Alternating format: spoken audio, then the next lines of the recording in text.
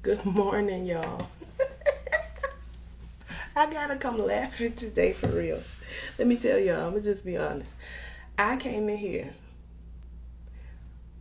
before time, put the title of Instagram Live, pushed the button to get it started, taught the whole message today.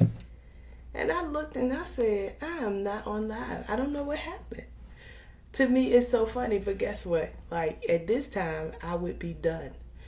But I'm starting over because I am truly determined that I'm gonna be on my A game. And because it messed up, then I'm taking extra time and I'm gonna do it again. So here we go, just like it never was done the first time. That was practice. See, you got to be ready. You got to be ready and you got to be flexible that if it don't work out, you got to do it a different way. Because I was thinking, well, maybe I'll just do it tomorrow. No, I'm not. I'm going to do it right here and right now. Y'all ready? It's about to happen now. Thank you so much for tuning in. My name is Takiyah Allen, and welcome to Launch Into Purpose Live. I appreciate you being here. But I'm just going to jump in. It's about to happen. Y'all, let me tell y'all. Just for the simple fact that it won't record in like I'm getting ready to go hard for real. I really am because I'm just like, seriously. I got to the end like, seriously? That's okay. I'm starting over. It's about to happen. Oh, it's about to happen. Oh, it's on. It is on. Oh my goodness, it's on. That's all right. No offense. I ain't even offended. It's on. Look. Listen, this message is so packed. In part 3, it truly is going to catapult you into the place of believing what God is saying and what He's doing. So, this message today, it's about to happen part 3.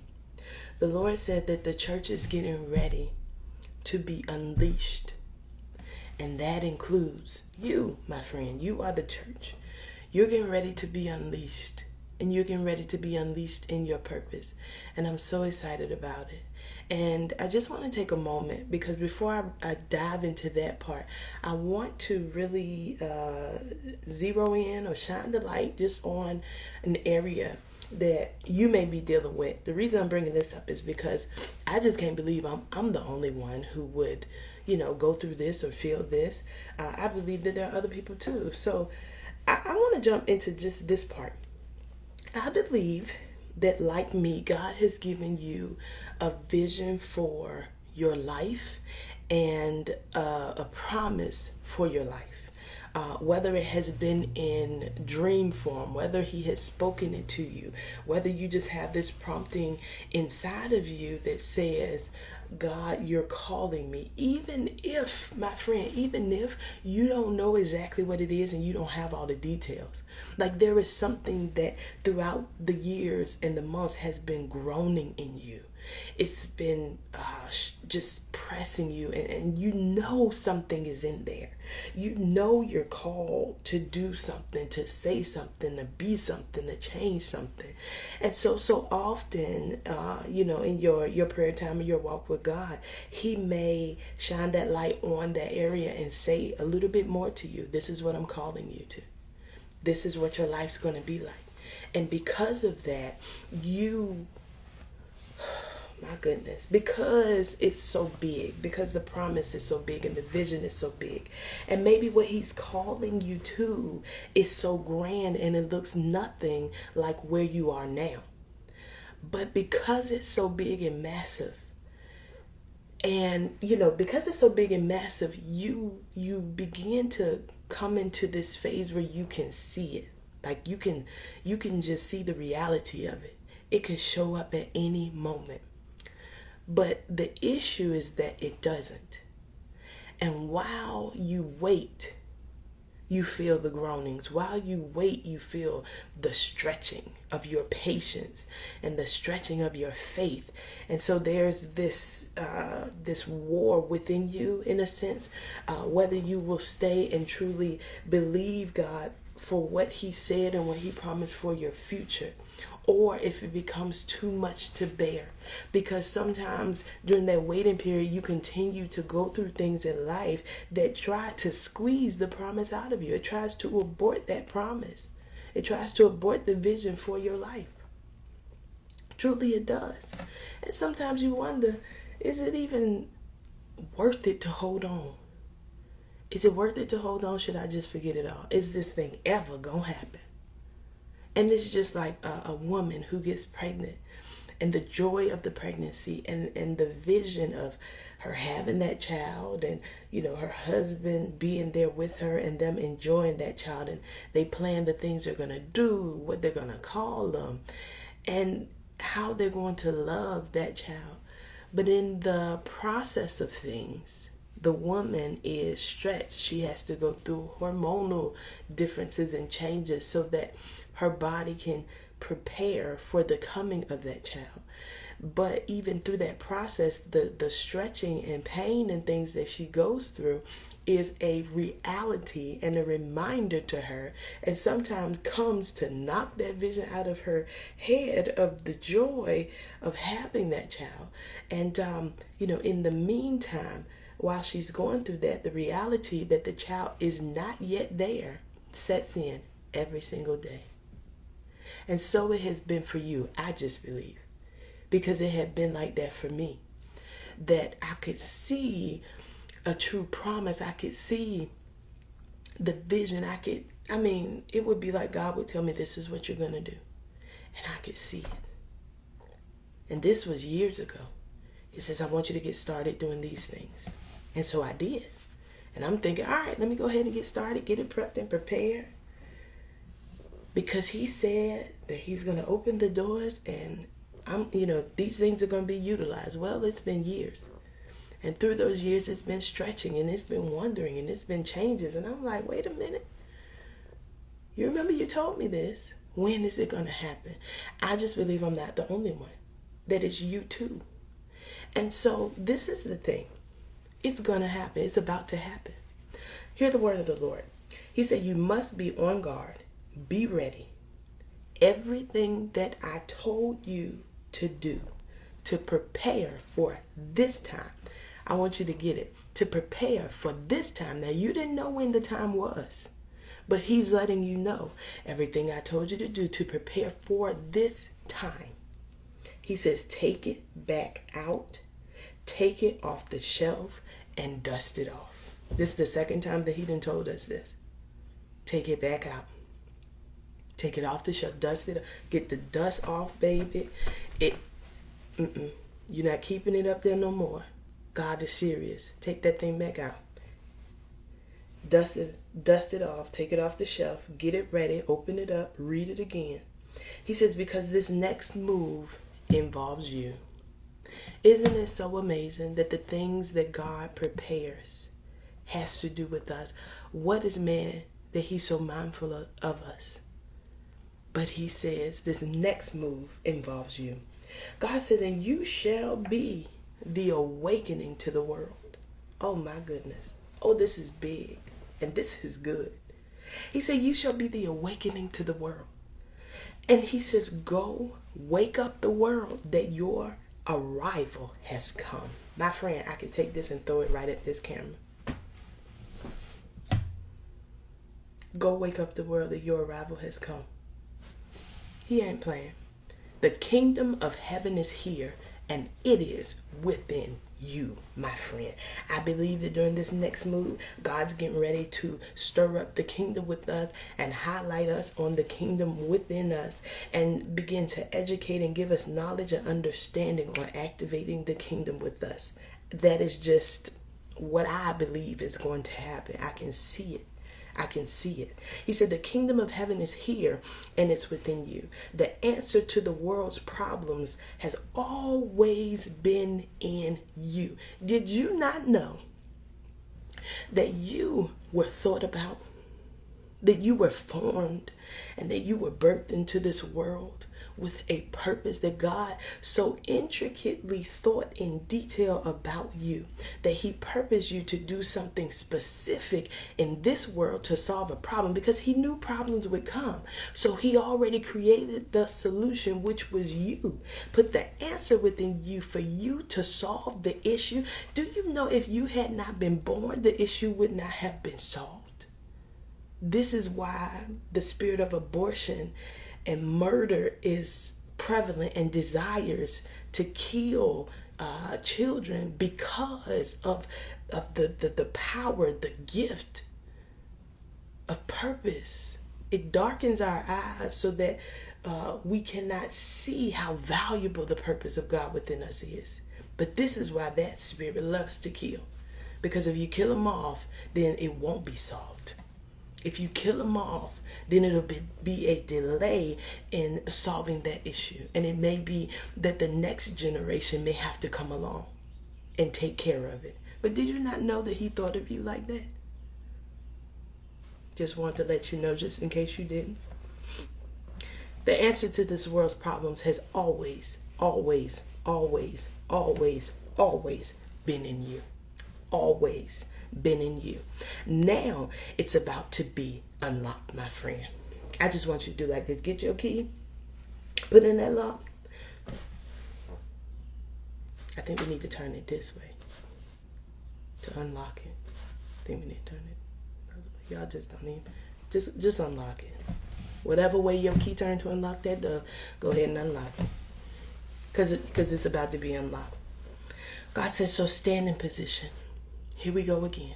Stand in position. Stand in prayer. Stand in me, he says. Stand in my mind. Stand in my presence. Stand in my word. Stand in communication with me. Stand in position. Because this is going to be the greatest unleashing of the church that the world has ever seen. I will say it again. This is going to be the greatest unleashing of the church that the world has ever seen. I will say it one more time. This is going to be the greatest unleashing of the church that the world itself has ever seen. Church is getting ready to make a comeback, my friend. And this ain't a game.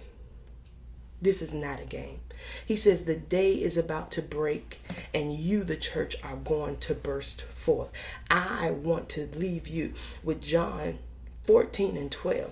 And it says, verily, verily, I say unto you, he that believeth on me, the works that I do shall he do also, and greater works than these shall he do, because I go unto my Father. I told y'all Jesus ain't just come for nothing.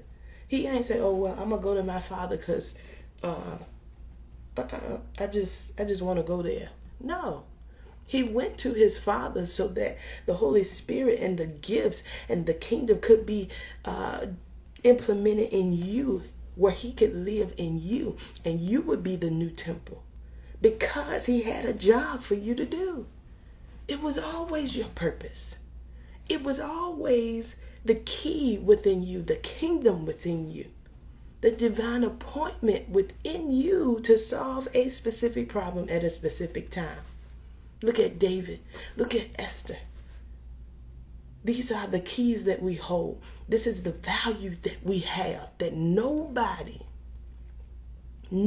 has been called to positions like this but the children of God. Greater works than these shall you do. Greater works. I just feel like I need to repeat that. Greater works than these shall you do.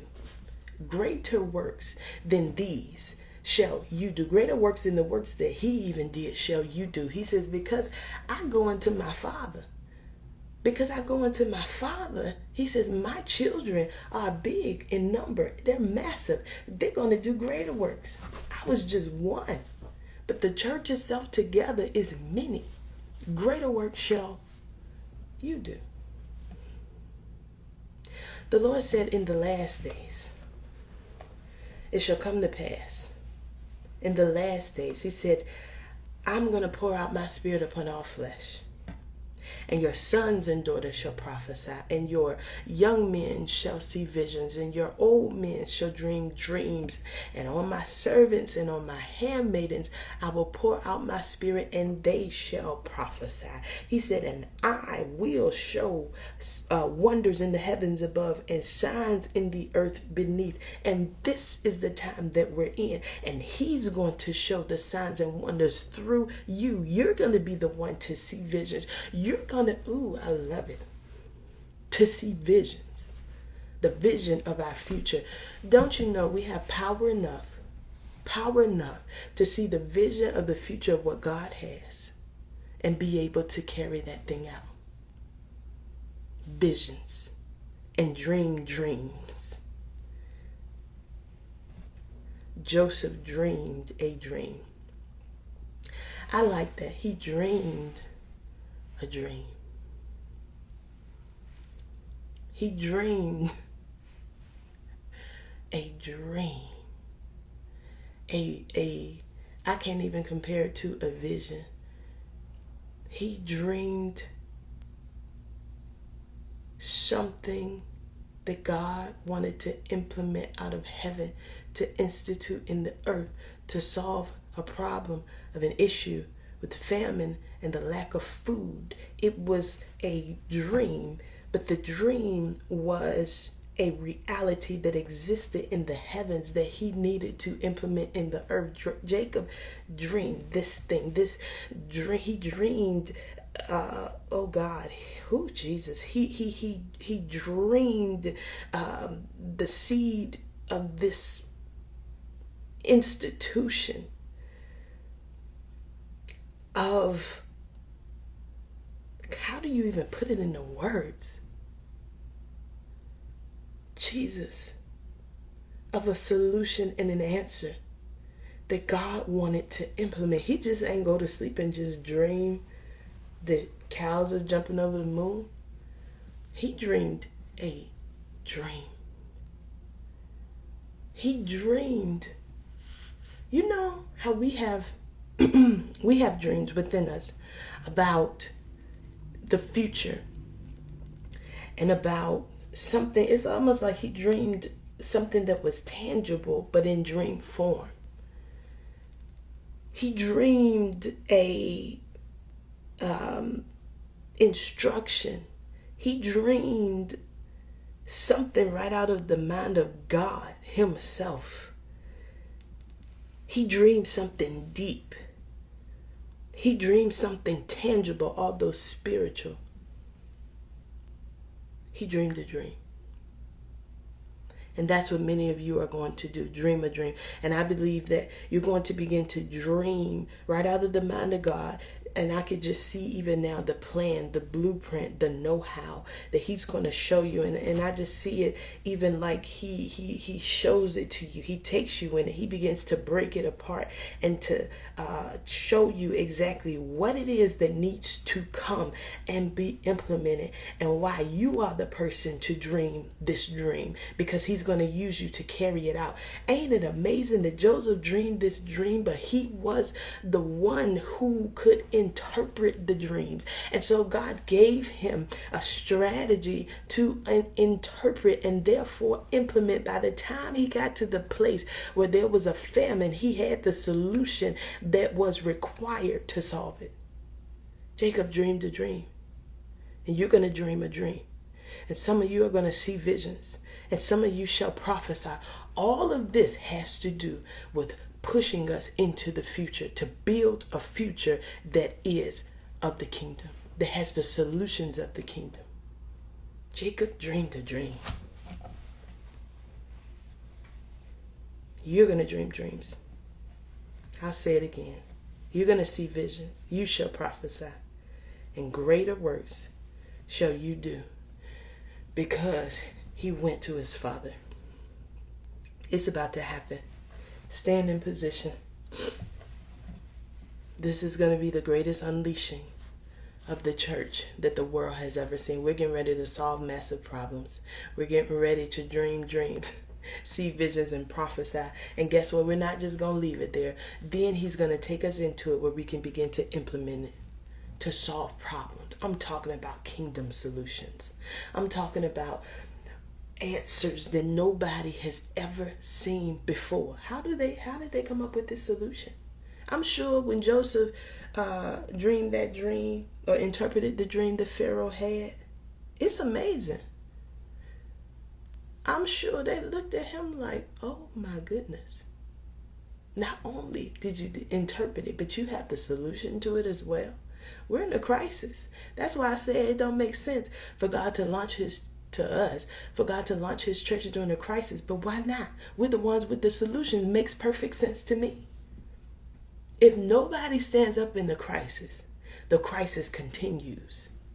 But this time, God is using his church to bring things back into alignment so that the kingdoms of this world become the kingdoms of our Lord and of his Christ, and he shall reign forever and ever. We know that good needs to prevail. We know what needs to happen. We know that we're the ones with the answers. And it's amazing to me that for years we would sit in the church. This doesn't go for everybody, but a lot of us would sit in the church and we would get the word year after year after year. Some people, I've been in this church 20 years. Same seat. They got their assigned seat and everything. But as far as in the world and the difference and truly understanding what kingdom looks like, you didn't really see it. But now we're understanding. It's like something is being cracked and getting ready to be open, where we truly can understand what we were birthed for, what the church was truly instituted for. See, God, he was never thrown off. He always knew. The church is relevant. The church is about to be unleashed. And this is going to be the greatest unleashing of the church that the world has ever seen. I'll leave you with this. Take your stuff out, whatever God told you to do to prepare for this time. Take it out, dust it off, take it off the shelf. Thank you so much for tuning in today to Launch Into Purpose Live. My name is Takiyah Allen. You can catch the replay on Instagram TV, IGTV, or on Facebook at Launch Into Purpose Live. And then I also post it on YouTube. Just type in Launch Into Purpose Live. And also, if you would like to download my ebook, Let Go, Launch For, it is free on my website, www.launchintoPurposelive.com. Be blessed.